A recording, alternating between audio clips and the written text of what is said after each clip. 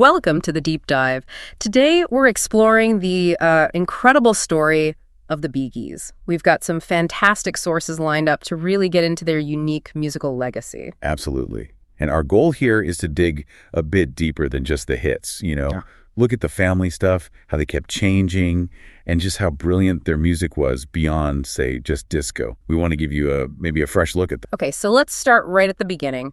What really set them up for this amazing journey? Our sources talk about their origins, Isle of Man, then Manchester. Right, and a very musical house. Their dad, Hugh, he was a drummer. Yeah, in a big band. And their mom, Barbara, sang too. So you've got Barry, the oldest, then the twins, Robin and Maurice. And we can't forget Andy, the younger brother. He comes into the story later, of course. Definitely. But what strikes me, looking at the sources, is how young they started writing and singing. Oh, it's incredible. The twins were like 6. Barry was 9. Already writing their own songs, performing. This was way before the Beatles made that commonplace, really. So unusual for the time. Totally. And that early self-sufficiency, I think it really shaped their whole career, gave them that independence to just keep reinventing themselves. Pretty rare. That makes sense. So, 1958, the family moved, emigrates to Queensland, Australia. Right. And the boys are performing just for pocket money at places like a speedway track. Yeah, and then there's that story about the movie theater. Oh, yeah. The broken record. They were meant to mime. Maurice drops the record. And records back then, they just shattered, didn't they? Yeah, exactly. So they had to think fast, persuaded the manager somehow to let them sing live. First time. And the kids in the audience apparently loved. That was the real start, you could say. Yeah, their first taste of that live connection. And the name Bee Gees. It's interesting, isn't it? It is. Different stories about where it came from. Some say a DJ, Bill Gates. Not that Bill Gates, obviously. A local guy. Or maybe Barry Gibb, Barbara Gibb. Or just Brothers Gibb. Yeah. Makes sense. BG. But Australia wasn't all smooth sailing, was it? They had quite a few flops early. 13 flops, according to some sources. Can you imagine? But they had this pure ambition. They saw what was happening in the UK with bands like the Beatles. Global success. Right. And they knew deep down that's where they had to be. So 1967, back to England. And talk about timing. They land in February 67, and almost straight away, they connect with Robert Stigwood. The Robert Stigwood, partnered with Brian Epstein, no less. Huge connection. And Stigwood apparently saw them as his answer to the Beatles. Signed them that very day, didn't? A 5-year deal. He saw the potential immediately. And he wasn't shy about promoting them. Not at all. Launched this massive publicity campaign, declared them the most significant new talent of 1967. Pretty bold stuff. And it worked. That first international hit, New York mining disaster, 1941, it had such a mood. Yeah, really melancholic. People genuinely thought it might be the Beatles under a different name. And then Massachusetts, their first UK #1, that really featured Robin's voice, didn't it? Oh, absolutely. That distinctive vibrato, again, quite melancholic. And To Love Somebody. Originally for Otis Redding. Wow. Yeah, he tragically died before he could record it, but Barry's vocal on that is just incredible. That early sound, it was so distinctive. The sources always mention the harmonies. Obviously. That natural 3-part blend, yeah. But also the 2 lead voices being so different. Barry's soulfulness. And Robin's voice, that almost ethereal, quivering sound. One source called it killer, which feels right. It really cut through. And their songwriting, the comparisons to Lennon and McCartney weren't just hype. No, they were churning out these incredibly catchy songs, great hooks, melodies that just, stuck. Magnetic is a good word for them. Real emotional pull, too. But that kind of rapid success, it often comes with a downside, doesn't it? Always. 3 albums, 9 hit singles in, 16 months? That's immense pressure. And the sources say it led to problems, fiction, jealousy. Yeah, and sadly, early struggles with drink and drug. They were living this intense life, but were almost strangers to each other in some ways. The tension between Barry and Robin seems key here. Definitely. Robin felt overshadowed, apparently. Disagreed on things like which song should be the single 1st of May versus his choice, Lamplight. And the Odessa album, the concept album, that caused issues too. Robin felt Barry was kind of taking over. It all boiled over, and Robin left in 69, went solo. And he had a hit, right? Saved by the Bell? Yeah, #2 in the UK. So he proved he could do it alone to some extent. It's interesting they use that tripod analogy themselves. Yeah, Barry as the main melody guy. There's a sort of dominant one. Robin, the wordsmith. The lyricist, and Maurice. Maurice was the technical one, multi-instrumentalist, but maybe more importantly, the peacemaker. The genial sort of guy keeping the warring alpha males together, as one source put it. Exactly. So when Robin left, That tripod was definitely unstable. And it showed, didn't it? Their solo stuff didn't quite hit the same heights. No. And the Bee Gees as a duo, Barry and Maurice, they entered this period described as, like, artistic and commercial doldrum. Directionless, out of step, playing the old hits on the nostalgia circuit in the UK. Yeah, struggling a bit, which really proved they needed all three, didn't it? Absolutely. So the reunion in August 1970, that must have felt necessary. And it worked instantly. Lonely Days was a hit. Then How Can You Mend a Broken Heart, their first U.S. #1. I got a Grammy nomination for that one, too. Right.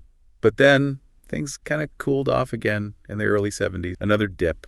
So time for another reinvention. Florida beckons. Yeah, mid-70s. Eric Clapton apparently suggested it. Go somewhere new, find a new sound, get away from it all. Smart move, because that led them to Irv Martin, the producer. And the main course album in 75, which was, I mean, a total change. Funky, soulful, up-tempo. And Jive Talkin'. They released that anonymously at first. Yeah, and it went straight to #1. Just proved the music stood up on its own. And that album also gave us Barry's falsetto on Nights on Broadway. Those ad-libs. That became the sound, didn't it? That high, soaring falsetto. Incredible. Which sets the stage perfectly for, well, the phenomenon that was Saturday Night Fever. Astonishing story, that one.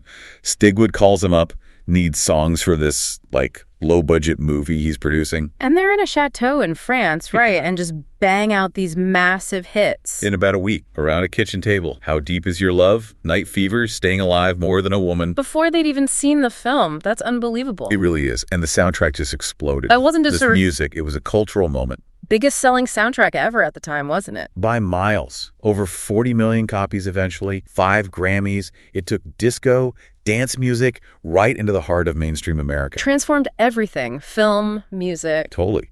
And Staying Alive, it had that weird energy, almost like a rock track, that driving beat. Just brilliant songwriting and production. And while all this is happening with the Bee Gees, youngest brother Andy steps into the spotlight. With Barry mentoring him, producing that first album, Flowing Rivers. Yeah, 1977. And Andy just takes off. I Just Want to Be Your Everything, Love Is Thicker Than Water, massive #1. Incredible success for the whole family. But then, the backlash. The disco sucks movement. Late 70s, it got really intense. And the Bee Gees, being the face of disco, they became public enemy #1.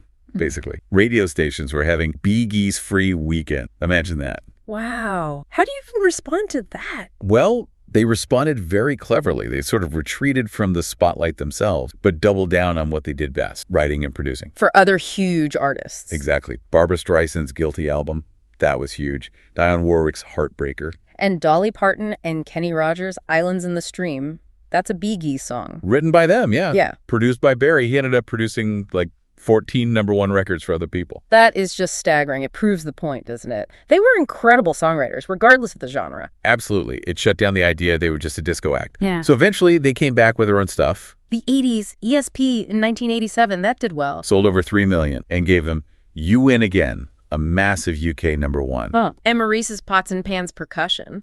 Yeah.